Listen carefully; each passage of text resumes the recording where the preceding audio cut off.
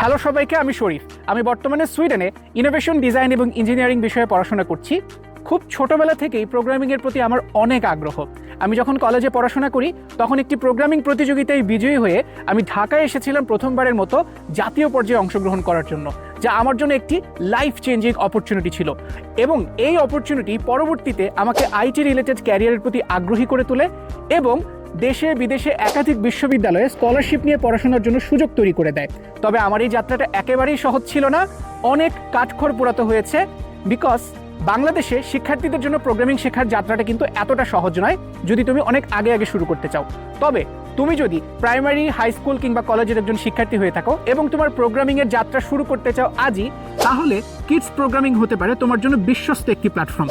কারণ তারা হাতে কলমে এবং মজার ছলে প্রোগ্রামিং শিখিয়ে যাচ্ছে। কিডস প্রোগ্রামিংয়ের সাথে যুক্ত রয়েছে সুইডেন, ফিনল্যান্ড, বাংলাদেশ সহ একাধিক দেশের অভিজ্ঞ মেন্টরগণ এবং ইনস্ট্রাক্টররা। আমরাও আছি কিডস প্রোগ্রামিংয়ের সাথে। তোমরা আজই যুক্ত হয়ে যাও, কোডিং করো, জগৎ গড়ো।